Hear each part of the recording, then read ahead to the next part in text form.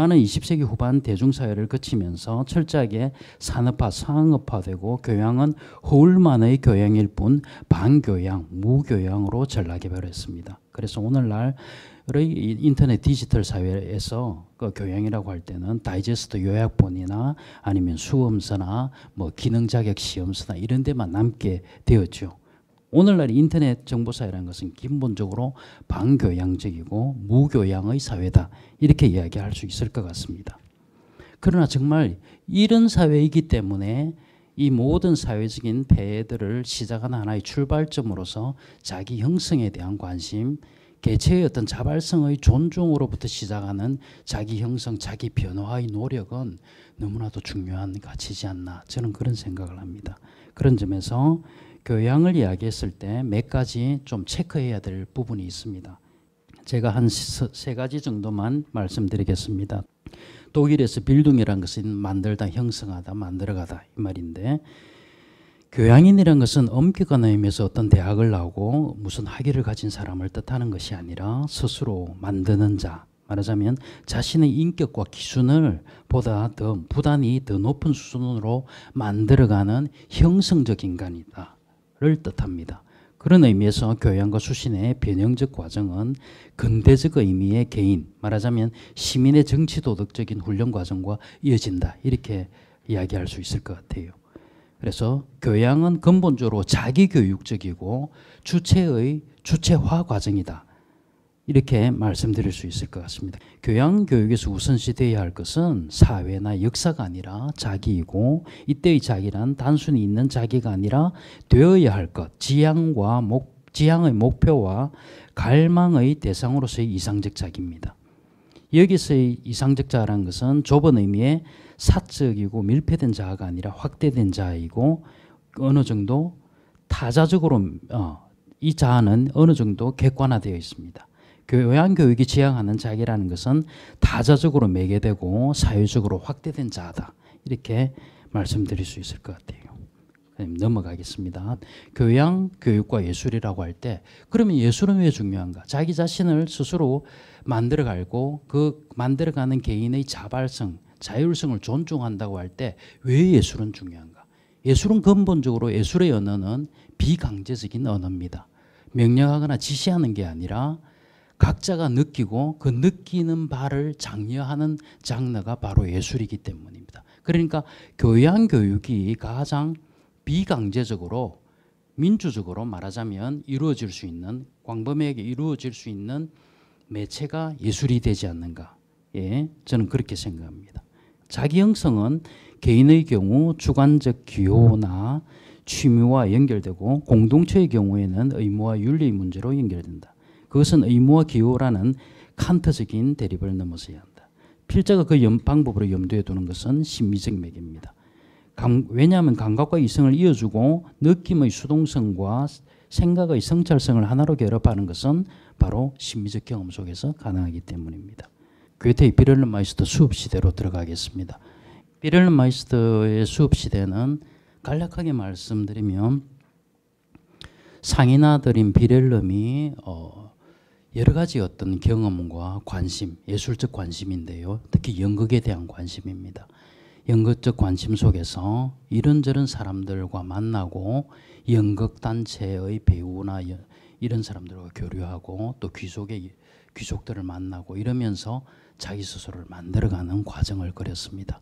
그 자체가 빌동스 프로세스죠. 형성해 가는 과정이죠. 그는 연극에 골몰하면서 마치 새로 태어난 것처럼, 그래서 어떤 다른 사람이 되기 시작한 것처럼 느낀다. 그래서 그의 마음은 열정의 대상을 고귀하고자 애쓰고, 그 정신은 사랑하는 사람을 자신과 더불어 더 높이 고양시키려고 했습니다. 여기서 고귀하라든가 엠포 헤븐 이런 거, 자기를 더 높이 높은 곳으로 올리는 거, 이런 것도 사실은 형성, 교양 이념의 핵심적인 개념으로 나옵니다. 괴테의 교양 세계입니다. 괴테는 여기에서 어떤 내적 소명, 여기 제가 전체 불꽃 이렇게 인용해 놓았는데요. 한마디로 압축시켜 말씀드리면, 자연으로부터 받은 내적 소명을 중시하고, 그러면서 삶의 전체성을 늘 의식하면서 사는 것, 삶의 기쁨 속에서 사는 것, 이것이 교양의 길이다. 이렇게 이야기하는 것 같습니다. 두 번째, 자발적 봉사의 자유. 괴테는 자발적 헌신을 통해서 보다 높은 자와 동등해지려는 노력을, 이렇게 노력하는 사람을 고귀한 영혼이라고 불렸습니다. 고귀한 영혼이라는 것은 재산이나 신분 그 자체가 아니라 끊임없이 노력하는, 퇴계 선생이 말한 향상지심이 있는 사람, 그것을 에들레젤레, 고귀한 영혼이라고 했습니다. 상당히 빌동스 이데라는 거, 교양 이념적인 문제의식이 바로 들어가 있다고 볼 수 있을 것 같습니다.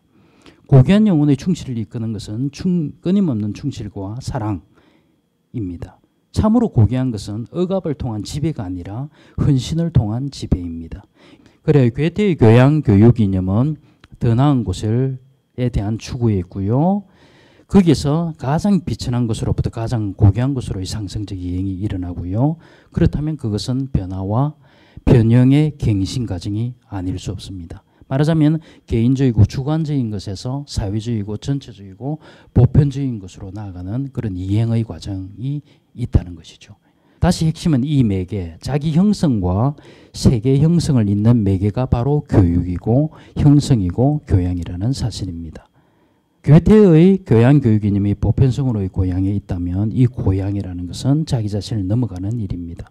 자신의 감각과 사고를 끊임없이 단련하고 연마해서 어떤 일체의 고루하고 캐캐묵은 것, 상투성의 차원을 넘어서는 것입니다. 세 번째는 괴테가 추구하는 게 배우는 즐거움을 강조합니다. 그러니까 배우는 과정 속에서의 즐거움이죠. 그 무엇이 되기 위한 즐거움이 아니라 배우는 과정 자체를 즐기는 것.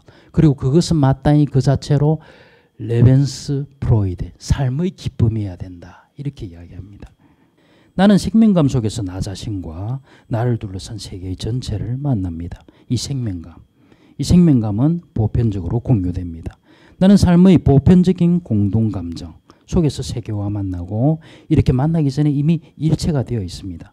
베를림이 추구하는 연극적 교양 교육의 목표는 바로 이 보편적 공동감정의 진작에 있다고 할 수 있겠습니다.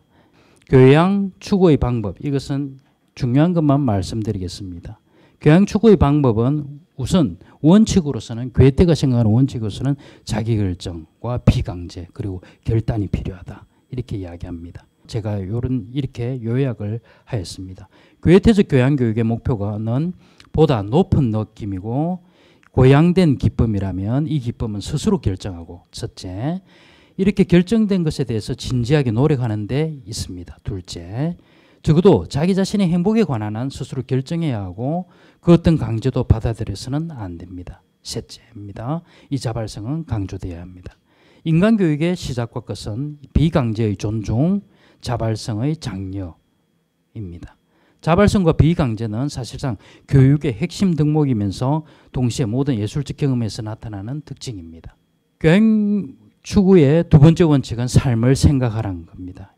삶의 기쁨이라고 할 때 이 기쁨이라는 것은 어떤 선이나 악이나 아니면 진실이나 거짓이나 이런 거와는 별개로 사회가 설정하는 이런 가치론적인 척도와는 별개로 우리의 삶, 살아있는 현실, 이 현실을 에워싸 있는 자연의 수많은 면모들, 면선, 넓이, 깊이 가주는 근원적인 기쁨을 향유하는 능력입니다.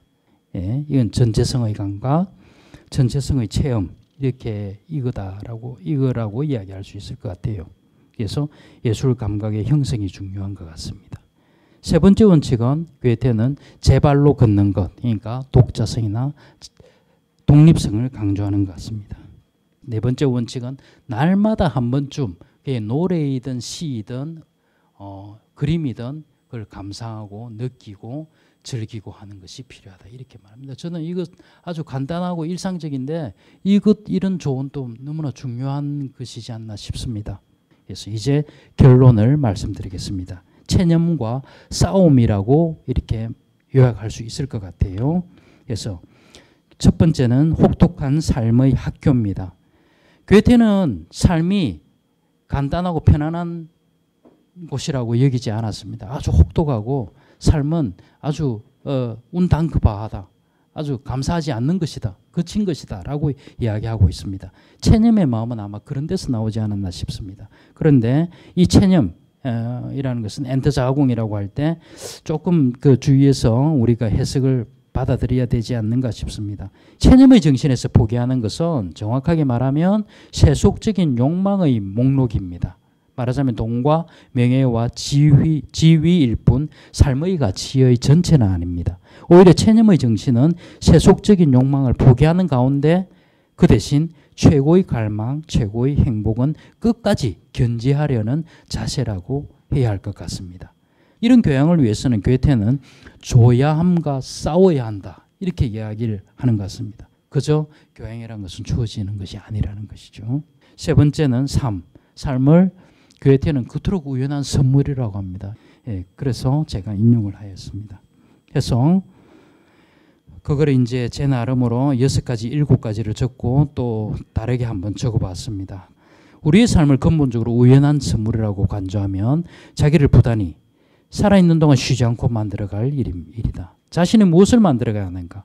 그것은 본성의 독립성이다. 고귀함은 사고와 감각과 사고의 독립성에서 오는 까닭이다. 본성의 독립성이야말로 아름다운 영혼의 조건이기 때문이다. 이때 본성이나 본능, 양심, 내면, 성격, 인성 이런 것은 이전처럼 오늘날에도 중요합니다. 그러나 우리는 괴테와는 다르게 오늘날의 관점에서도 어떤 식으로 되어야 하는가를 좀 더 고민해야 할 것 같습니다.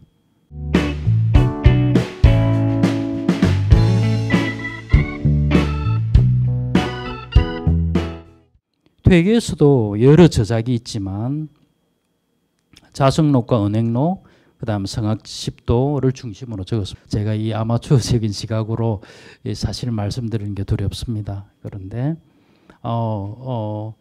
고전을 보는 이런 시각도 있을 수 있구나라는 관점에서 좀 너그럽게 봐주시면 어떨까 싶습니다. 공부와 실천의 5가지 원칙이 있는 것 같아요. 제가 우선은 서투르지만 이것을 정리하여 보았습니다. 첫 번째 원칙은 경의직내 의의방외입니다. 예, 경으로서 자기 내부를 바르게 하고 의로서 밖을 바르게 한다. 경이란 무엇인가? 조심하고 섬기고 우러른 마음인데요. 논의에서는 공경의 마음을 통해 자기를 닦는다. 수기이경 또는 남을 편안하게 한다. 수기이 안인. 그러면서 백성을 편안하게 한다. 수기이 안백성. 이렇게 이어집니다. 맹자는 이걸 좀 더 직접적으로 표현하는 것 같습니다. 자기를 바르게 하면 남이 바르게 된다. 정기이 물정자야. 맹자 진심상입니다. 그러니까 우리가 여기서 느낄 수 있는 것은 자기 형성의 개인적 차원과 사회적 차원이 겹쳐 있다는 것입니다. 양명의 가장 중요한 태제의 하나는 마음밖에 이치가 없는 것, 심외무리, 마음밖에 일이 없는 것, 심외무사다. 그래서 거경과 공리, 수기와 경물은 이미 하나다. 이렇게 보는 것 같습니다. 예, 이게 맞는 것 같습니다. 제 생각에는. 그래서 거경은 국리의 조건이면서 결국 하나입니다. 조심하고 섬기면서 움직임과 고요를 하나로 뚫고 안과 밖을 모으면서 한결같이 하는 데서 경공부는 시작된다. 이렇게 볼 수 있을 것 같아요. 세 번째로 넘어가겠습니다. 공부의 원칙은 이건 자주 나오는 말인데요. 학문, 사변, 행. 배우고 묻고 생각하고 분별하고 행하는 것. 중용에 나오는 아주 유명한 구절인데요. 이런 원칙 속에서 퇴계는 부단히 향상하려는 마음, 향상지심을 지녔기 때문에 덕을 이미 보고도 또 이미 얻고도 아직 보지 못한 듯이 못 본 듯이 여겼습니다. 네 번째는 극기복례의 원칙입니다. 여기에서는 마음의 자기회개를 느낄 수 있는데요. 퇴계는 이렇게 말했습니다. 정재종에게 답하는 편지에서 단 한 번이라도 자기를 이롭게 하고 남을 이기려는 생각이 있으면 순임금과 도척이 구분되는 분기점이다. 이렇게 이야기하였습니다. 그래서 유학의 수신 개념에서 자기를 근본으로 삼는다고 할 때 이것은 최대한의 마음의 투명성, 맑고 객관적인 차원에 둔다. 이런 뜻인데요. 도덕이라는 것도 말하자면 주체가 자기 자신에 대해서 갖는 어떤 온전하고도 일체적이며 진실하다는 느낌, 인테그리티라는 거, 자기 정직성의 원리에 아니라고 할 수 있습니다. 다섯 번째는 공평한 저울, 사무사의 정신인데요. 이것은 거울처럼 비어있고 저울처럼 평평하게 된 차원. 이거는 자주 이야기됩니다. 그래서 괴테도 이런 말을 하는데요. 가장 사소한 것에 대한 배려와 가장 위대한 것을 잡으면서도 다시 놓아줄 수 있는 것. 이 마음을 배워야 되지 않겠습니까? 이런 것을 강조합니다. 예. 그런데 이런 허정명의를 강조한다고 해서 노장에서 이야기하는 허정염담하고 동일시하면 안 될 것 같습니다. 퇴계가 허명정의를 강조한 것은 노장적인 무위와 강대무변한 체계로 나아가기 위한 것이 아니라 인간의 선한 본성을 바탕으로 현실로 돌아와서 도의 세계를 실현하기 위해서입니다. 퇴계는 장자가 예를 멸시한 거나 소동파가 경을 타파한 것을 받아들일 수가 없었습니다. 그것으로 마음이 길러줄 수는 없기 때문이었습니다. 두 번째, 일상의 행동 방식을 제가 살펴봤습니다. 유학의 공부가 소학에서 대학으로 넘어간다고 했는데요. 퇴계는 시나 서 같은 경서를 읽고 외우는 것도 실천을 하고 여력이 있을 때 하라고 하셨대요. 참 정말 특이한 정말 중요한 말씀인 것 같은데요. 그러면서 진실은 나날의 삶 속에 어디에서나 말하자면 일하거나 쉬거나 말하거나 침묵하는 가운데 있다. 그러면서 이제 여러 가지 행동의 사례를 은행록에서 보여 주시는데 저는 여러 가지 사례가 이 은행록이 참 재밌었습니다. 줄여서 정말 오늘날의 관점에서 제가 배워야 될 거는 뭔가 했을 때 그것만을 적어봤습니다. 퇴계 선생은 집에 있는 것을 좋아한 것으로 보입니다. 그래서 조용히 자기를 지키며 이 정의자수하면서 있는 것을 즐겼습니다. 집안에 자수하면서 지내는 걸 즐겼기 때문에 외출하는 것을 별로 삼가셨죠. 그래서 그렇다고 해서 만남을 회피하거나 싫어한 것은 아니었습니다. 그래서 유생들이 한 곳에서 모여서 잔치를 벌이면 때로는 가기도 하였습니다. 마을 사람들이 잔치하자고 청하면 특별한 일이 없는 한 참석하였다고 합니다. 그래서 같이 어울렸다고 합니다. 담수할 때도요. 이것도 재미있는데요. 경론에 휩쓸리거나 논쟁을 일삼았던 것으로 보이지는 않습니다. 손님 접대에서는요. 늘 집의 형편대로 하였고요. 참 이것도 저는 제 눈에 들어왔습니다. 귀한 손님이 와도 성찬을 차리지 않았고 그렇다고 비천하고 어린 사람이 오더라도 홀대하지 않았다. 예. 너무나 평등한 그런 태도를 가지고 계신 것 같아요. 또 자손들이 잘못을 저질러도 조용히 훈계하고 거듭 타일렀었고요. 비록 종들이라도 한 번도 노하고 꾸짖은 일이 없었다. 몽테뉴도 그랬고 공제 윤두수 선생도 그 공제 보면 이놈 저놈이라는 말을 절대 안 했대요. 노비에게도요. 예.